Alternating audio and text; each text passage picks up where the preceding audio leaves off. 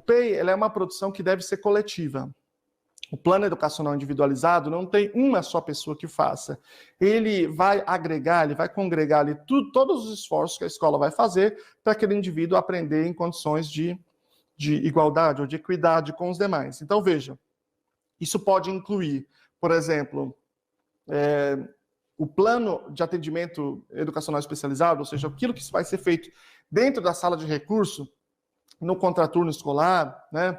Pode estar agregado ali, pode estar descrito no PEI-Sim, né? Como que as pessoas vão lidar com ele? Se ele, por exemplo, tiver algum episódio de agressividade, pode estar ali, se for o caso do repertório daquele indivíduo. Quais são as adaptações acadêmicas que vão ser feitas para ele aprender de maneira autônoma, se elas forem necessárias, vai estar ali descrito no PEI. Então, todas as alterações que a escola vai fazer para poder contemplar esse processo de aprendizagem tem que estar no PEI. Então, todo mundo é corresponsável. Quem é a espinha dorsal deste processo? É o professor de educação especial, que, em geral, está numa sala de recursos, mas não obrigatoriamente precisa ter esse lugar físico. Né? O profissional de educação especial, que em geral é o professor de sala de recurso, ele é a espinha dorsal. O que isso quer dizer? Quer dizer que ele é um indivíduo que coordena o processo. Ele é um indivíduo que chama as partes, vamos sentar aqui no conselho ou na reunião pedagógica, vamos sentar aqui, vamos conversar aqui, agenda com os pais e tal. Então, ele vai cobrar ali de todos aqueles indivíduos. Tem um livro em inglês chamado Modifying Schoolwork, que, ou seja, é modificação de trabalho escolar, mais ou menos isso, né? Que eles têm lá um checklist que eu gostei muito, que é o checklist de atribuições na escola, que é o checklist que pode ser modificado. Depois eu vou ver uma forma de disponibilizar para as pessoas aí, mas em Word, assim, mas acho que até que eu já mostrei em algumas aulas aí. Então, tem assim, por exemplo, o que faz o professor de sala de recurso? Vou só dar alguns exemplos de algumas pessoas que têm atribuições nesse processo, que podem ter o professor de sala de recurso, o professor regente, são os dois principais personagens, não há dúvida, o acompanhante, se houver, se for necessário, o professor de educação física, que muitas vezes esse trabalho é negligenciado na escola, e ele é muito importante, né? Importante. Porque ele envolve habilidades sociais, envolve habilidades motoras, envolve habilidades desenvolvimentais como imitação, enfim, o trabalho de educação física é muito, muito, muito importante. Envolve, eventualmente, a coordenação, os pais, então todos os personagens têm um papel no PEI. Bom, mas a grande diferença fundamental, eu entendo, é quando a escola ou a prefeitura tem ou não tem equipe multidisciplinar de apoio. Porque quando a prefeitura tem ou a escola tem, esses profissionais podem ter um papel mais substantivo na avaliação de habilidades pré-acadêmicas, né? Então, se você tem fono, psicólogo e TO numa equipe que é uma equipe itinerante ou que fica em algum lugar específico, né, em alguma sede, essa avaliação pode ser mais interessante, mais rica com a presença desses indivíduos. Quando esses indivíduos não estão presentes, é o professor de sala de recursos que faz essa avaliação de habilidades pré-acadêmicas, né? Idealmente usando um protocolo de avaliação cientificamente validado, como o Portage, VibMap, ABLS, PIC, sei lá, qualquer um deles, desde que ela domine, né? Ou pode ser esse profissional, essa profissional, ou essa equipe, né? A depender de como é que é organizado aí o serviço. E o professor regente, ele faz avaliação de habilidades acadêmicas. Aí, de fato, é o professor regente que faz. Quando o indivíduo ele tem prejuízos pré-acadêmicos, então ele precisa do acompanhante. Então, elabora-se o plano com programas de habilidades pré-acadêmicas, por exemplo, habilidade de sentar, de esperar, de fazer contato visual, eu ia perguntar de sobre atender. isso. Porque para a gente ter essa parte pedagógica, primeiro de tudo, a criança precisa ter outras habilidades pré-requisitos, né? E aí eu queria saber exatamente essa distinção. Se o PEI ele se limitaria nessa adaptação curricular pedagógica e acadêmica, ou se ele também inclui esse tipo de habilidade, a criança que não sabe sentar, que não faz contato visual, né? Enfim. Inclui tudo. A diferença é, o que eu faço a partir, assim, eu tenho a minha avaliação. Primeiro eu devo fazer a avaliação. A avaliação é de habilidades pré-acadêmicas e acadêmicas. Então, ela deve... As habilidades pré-acadêmicas, a gente, de modo geral, divide em dois tipos. Habilidades de aprendiz, que são aquelas habilidades que o indivíduo, em geral, aprende na escola sozinho, sem necessidade do ensino explícito. Por exemplo, ir para a sala de aula quando bate o sinal, sentar na sua cadeira, prestar atenção no professor, né, seguir instruções. Então, são habilidades que, em geral, ele está na escola, pequenininho, ele já vai aprendendo aquilo sem a necessidade do ensino explícito, mas que para indivíduos com deficiência pode ser necessário.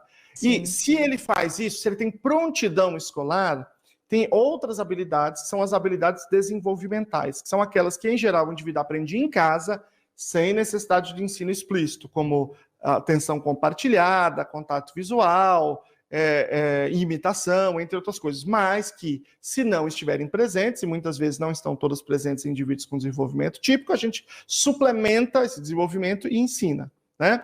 A gente cria programas para isso. Essas são as habilidades pré-acadêmicas. E aí você tem as habilidades acadêmicas, mas elas estão correlacionadas, né? Certas habilidades pré-acadêmicas são pré-requisito para as habilidades acadêmicas. Então, veja, quando a gente faz essa avaliação, a gente vai distinguir exatamente isso. Eu vou dar 2 exemplos aqui. Imagine que alguém, por exemplo, está numa fase escolar que ela precisaria saber soma de um algarismo, ou de 2 algarismos que eles estão passando para 3, certo? A sala passou para 3 e a sala inteira, em tese, já domina de 2 algarismos, ok? Bom, acontece que eu faço uma avaliação do indivíduo e ele não sabe ainda de 2 algarismos, ele só sabe de um algarismo. Então, ele precisa aprender soma de 2 algarismos para depois aprender 3, ok? Bom, eu tenho 2 opções. Ou eu coloco um acompanhante do lado dele, ou eu faço uma adaptação para ele. O melhor é eu fazer a adaptação e não colocar o acompanhante neste caso. Por quê? Porque se eu fizer a adaptação, ele consegue fazer de maneira autônoma. E autonomia é o princípio que a gente sempre está buscando. Então, é melhor eu fazer a adaptação neste caso do que colocar o acompanhante, certo? Ou seja, se há prejuízos acadêmicos na esfera acadêmica, o que eu faço é a adaptação. Eu posso fazer vários tipos de adaptação. Adaptação instrucional, adaptação curricular, vários tipos. Agora, vamos imaginar que o prejuízo que ele tem é pré-acadêmico. Por exemplo, ele não senta.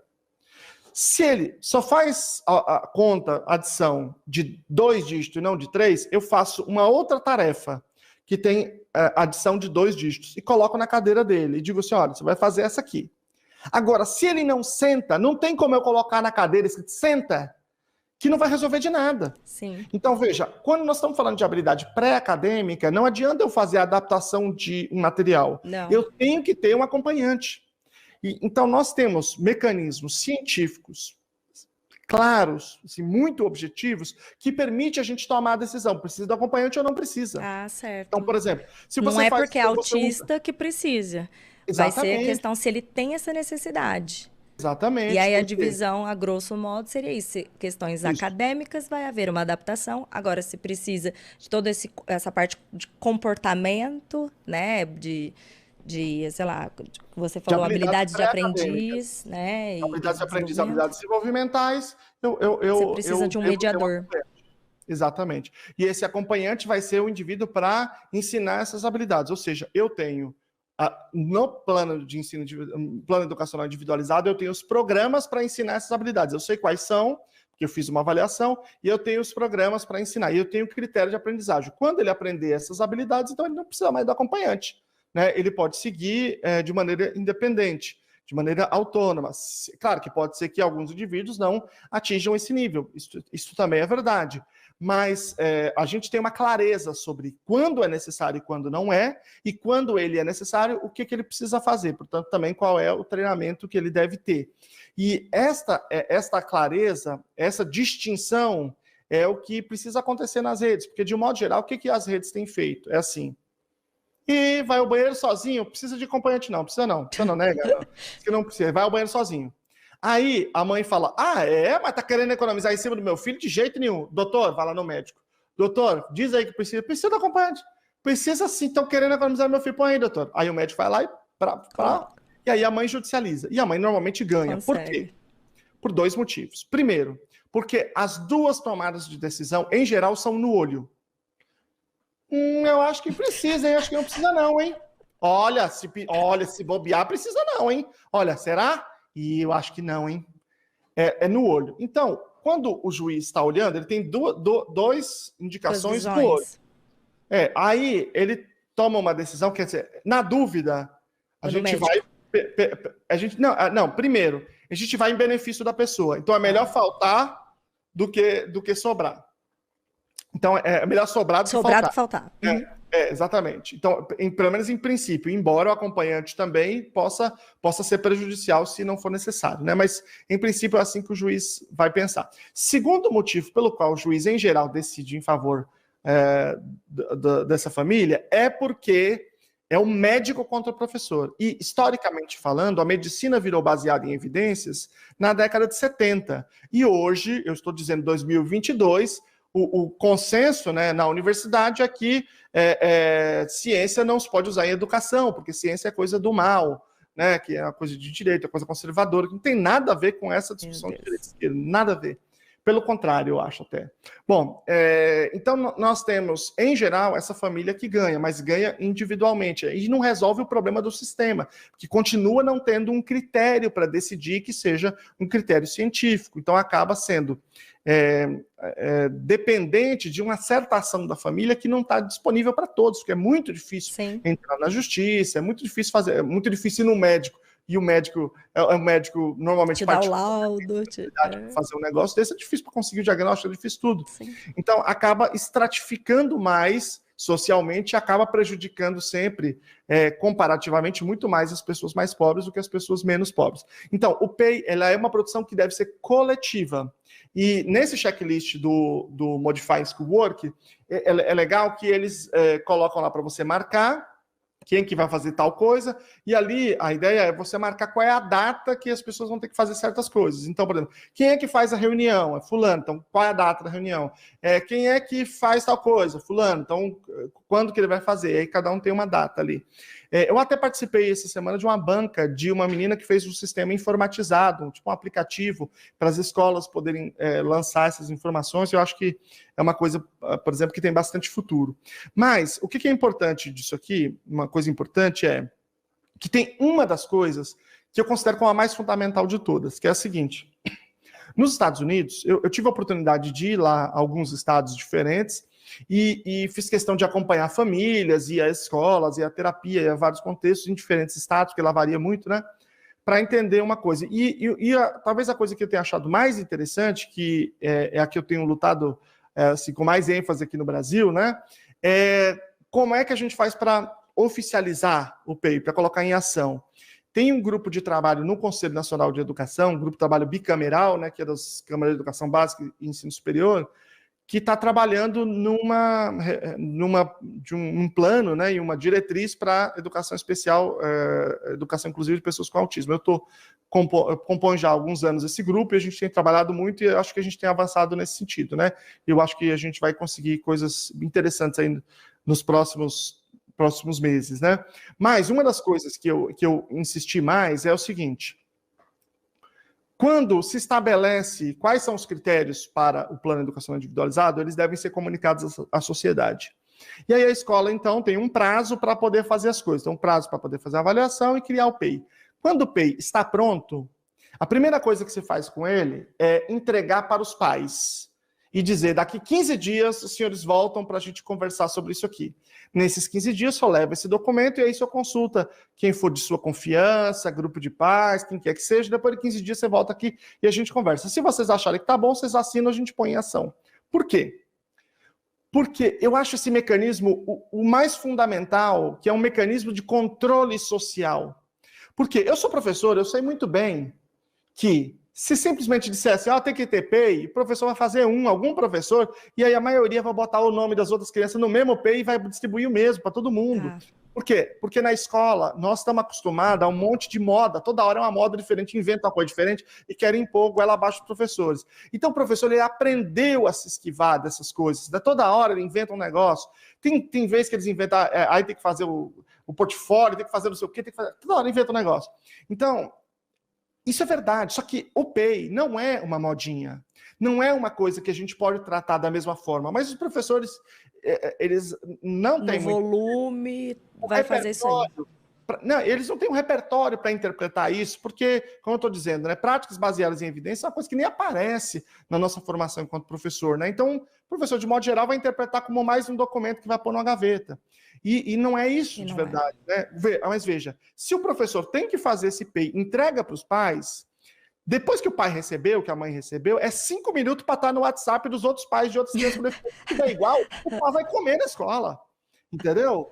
Principalmente se os critérios para o PEI tiverem sido informados já para a sociedade e para esses pais. Então, o professor aí vai ter um controle social dos pais para ajudar a ele a se concentrar, a estar sob controle daquilo que é importante, que é individualizar o processo, que é atender a todos os critérios técnicos. Esses pais, muitas vezes, podem também compartilhar esses documentos no grupo de pais, nas organizações.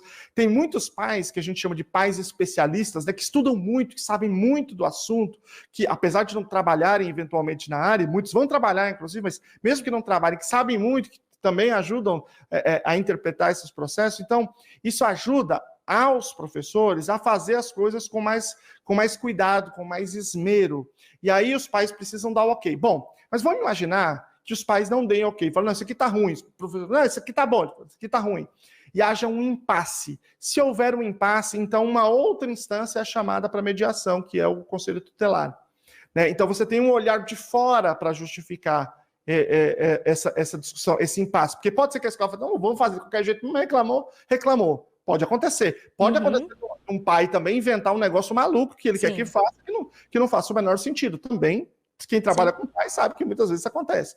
Então, a gente chama um outro elemento mediador para resolver o impasse e aí a gente conseguir andar, né, e encaminhar as coisas.